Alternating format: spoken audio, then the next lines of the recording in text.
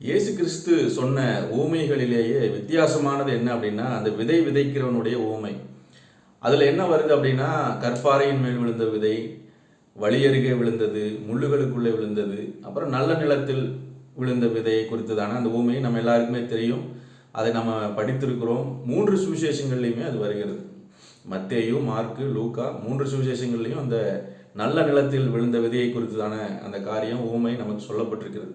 ஆனால் அதில் வித்தியாசங்கள் இருக்குது. என்ன அப்படின்னா, ஒவ்வொரு சுவிசேஷத்துலேயும் சில வித்தியாசங்களை அங்கே நம்ம பார்க்க முடியும். மத்தேயுல அண்டு மார்க்லையும் நீங்கள் பார்க்கும் பொழுது அந்த நல்ல நிலத்தில் விழுந்த விதையானது 30, 60, 100மாக பலன் தந்தது என்று சொல்லி அங்கே இருக்கும்.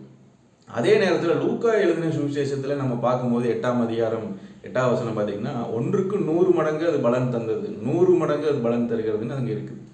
அப்போ இதில் என்ன எதனால் அப்படி வேறுபாடு இருக்குது அப்படின்னு நம்ம பார்க்கும்போது அந்தந்த சுவிசேஷங்கள்லேயே அந்தந்த அதிகாரங்களிலேயே நமக்கு அதுக்கான விடைகளும் அங்கே இருக்கிறதை நம்ம பார்க்க முடியும். அது ஏன் வித்தியாசம் 30, 60, 100 லூக்கா சுவிசேஷத்தில் மட்டும் ஏன் 100 அப்படின்னு சொல்லி போட்டாங்க அப்படின்னு பார்க்கும் பொழுது, இந்த மார்க்கு சுவிசேஷத்தை நம்ம முதல்ல எடுத்து படிக்கும் பொழுது 4ஆம் அதிகாரம் 20ஆம் வசனம் என்ன சொல்லுதுன்னா, நல்ல நிலத்தில் விதைக்கப்பட்ட விதை யாருக்கு அடையாளமாக இருக்குதுன்னா, அந்த நல்ல விதைங்கிறது அந்த வசனம். அந்த வசனத்தை கேட்டவர்கள் என்ன செய்கிறாங்க?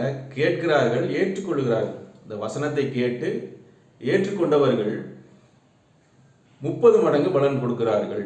இப்போ வசனத்தை கேட்கிறாங்க, அதை ஏற்றுக்கொள்கிறாங்க.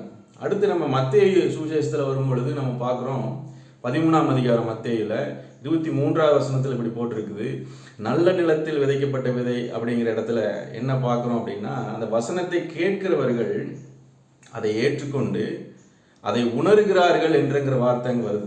அப்போது இந்த வசனத்தை கேட்கிறார்கள், அதை ஏற்றுக்கொள்கிறார்கள், அதை வாழ்க்கையில் அதை உணர்கிறார்கள். அந்த வசனத்தை வாழ்க்கையிலே கொண்டு வருகிறதற்கு அவர்கள் பிரயாசப்படுகிறார்கள், ஆவியானவருக்கு ஒப்பு கொடுக்கிறார். அப்போ அந்த இடத்துல 60 மடங்கு பலன் அங்கே கிடைக்கிறது.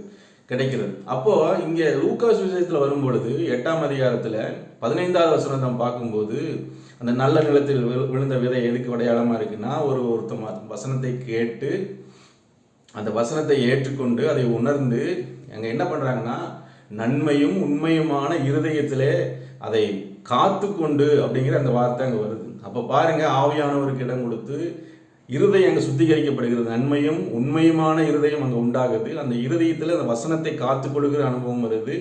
அதுக்கப்புறம் பொறுமையோடு பலன் கொடுக்கிறார்கள்ங்கிற வார்த்தை அங்கே வரும். அப்போ இந்த பொறுமையோடு இருதயத்தில் சுத்தத்தோடு நன்மையும் உண்மையுமான வசனத்தை காத்துக்கொண்டு நம்ம பலன் தரும் பொழுது அது 100 மடங்கு அங்கே பலன் இருக்கிறது.